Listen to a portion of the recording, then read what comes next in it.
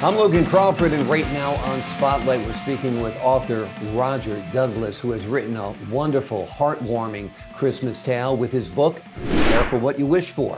In this delightful story, an old man's wish comes true, but not on his timeline, as we embark on a thrilling journey of replacing an aging Santa Claus. We're delighted to have this very creative and talented author join us here today on Spotlight. We thank our team at Atticus Publishing for helping us put him in the spotlight today. And we ask viewers like you to support writers like him by subscribing to our channel and, more importantly, purchasing this wonderful book. The links are below. Roger, great to see you here today. Thank you. It's nice to be here, I tell you. My pleasure. This is such an imaginative tale, but it seems on some levels to be a classic Christmas story as well.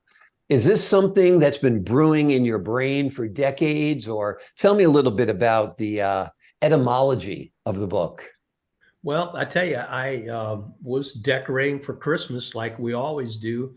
And this year was a little different. All of a sudden, this story just hit me. I just started writing it. It just came to me. I think for like 2 months, that's all I did was I eat breakfast, I'd write. Uh, I would do dinner, I would be writing. After dinner, I'd be writing. It took me about 2 months, but I was driven and it just came to me. Of course, I had to do some rewrites and this and that, but Yeah. it just came to me. It was awesome. Yeah, I'm sure it was. Who was your first reader when you were done? Who did you give the book to and say, hey, take a look at this? What do you think? Well, I'd be honest with you. I sent out some feelers to some of my friends, and I had them kind of read it, and then they gave me their honest feedback. And some of them I put in the book. Mhm. So, but yeah, it was. I'd say about two or three. But of course, my wife, she read it first, Yeah. and she enjoyed it and helped me through the whole process. So it was interesting to say the least. Absolutely. Is there any real life inspiration behind the characters in this journey? Yeah, some of the incidences, well, most of the incidences that are in the book really happened to me. And of course, growing up with Christmas, it was always fun in our family. So that's kind of what it was based on. Tell me a little bit about Christmas in St. Louis. Does it get a little frosty? Do you get a little snow? I've lived down south in Atlanta. We sometimes got some flurries. It felt like Christmas. How about St. Louis? St. Louis, it's kind of sporadic. Some years we have 5, 6 inches, a foot, whatever. Some years Wow. we have sunshine. So you just kind of never know. And but that makes it kind of interesting too. But yeah, sometimes it snows, sometimes it's just sunny. Absolutely. Absolutely. Like all over, even here in New York, sometimes it's snowing, sometimes it's sunny, sometimes it's raining. You never know. Have Sure. you envisioned this tale as a movie? I think a good Christmas movie is needed right about now. Well, I tell you what, right after I wrote it, that's what I wanted to do with it. I felt like it needed to be made into a movie. The last movie that I seen, of course, a classic was The Elf. I Mhm. think that's the last one that I remember that was worth its salt. But yeah, I agree. There hasn't been a good Christmas movie since The Elf, and I'm hoping that somebody will pick up on this and want to do it. Would you like to play Santa Claus? I'd be a very tall, skinny Santa Claus. So I better be careful what I wish for. But yeah, I'd love to play Santa Claus. Who wouldn't want to play Santa Claus? But I'd be a funny looking Santa Claus. I'm 6'6", so the little uniform would be high waters. Yeah. And I don't think I'd be a good looking Santa Claus. As my dad used to say, he never dressed up like Santa Claus because he said, I'd ruin it for you. Who'd believe a tall, skinny Santa Claus? So let's tell the folks at home what the book is all about. Give them a little bit of the big picture. Well, it's about a guy that when he was growing up, he knew that there was something missing in his family life, which he finds out later that his dad wasn't his biological father.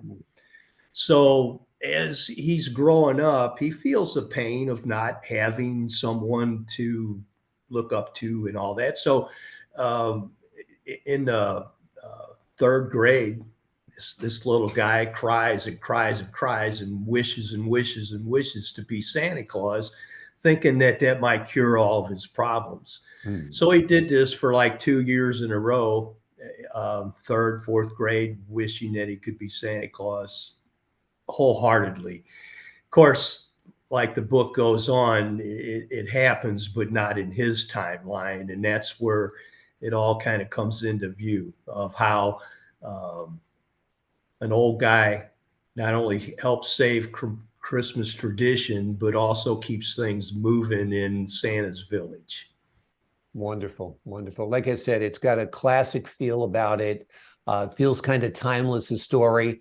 And I think when you're decorating that tree or putting presents under it for the kids, you really do feel like Santa Claus in that moment. So, Sure. and it's kind of wonderful. And there's something really great about believing in Santa Claus. I know as a kid, I held on to the fantasy as long as possible. Kids, if you're listening, it's not a fantasy. It is true. There is a Santa Claus.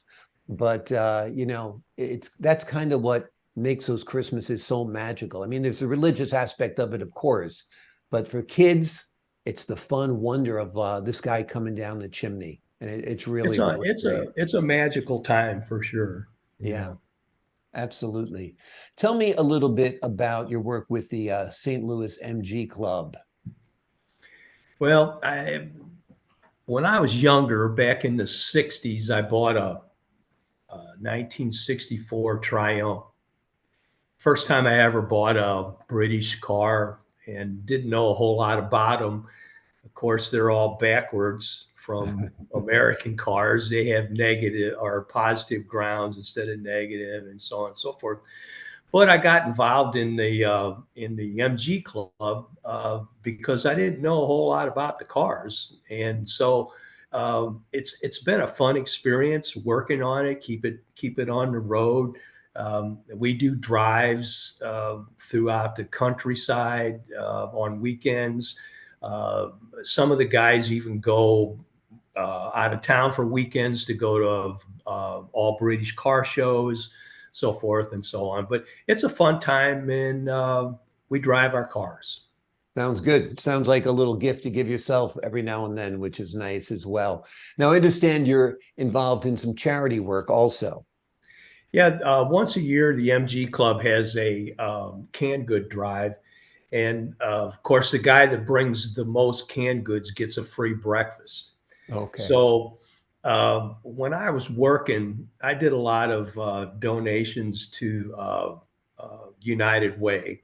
And so when I quit working, it was like, well, I don't have anything to donate to anymore. So when I got in the MG Club, I decided that the canned goods was the route to go. So last year, I donated 600 cans Hmm. of food for our can drive. So I won the breakfast. So I got to save $10.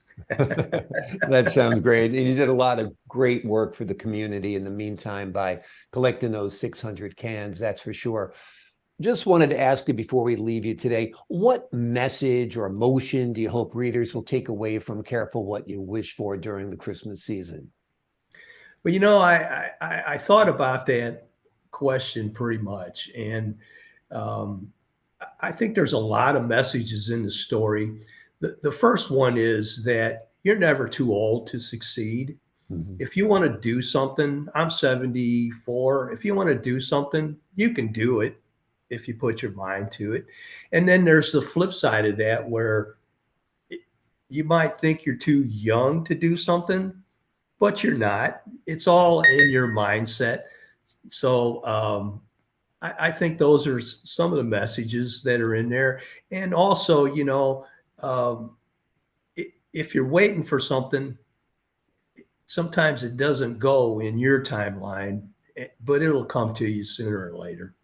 Absolutely. Absolutely. Wishes do come true, of course, is a big theme as well. And the magic of Christmas, of course, which is a wonder that we all love to delight in. And I got to tell you, Roger, you are a very young acting and looking 74-year-old.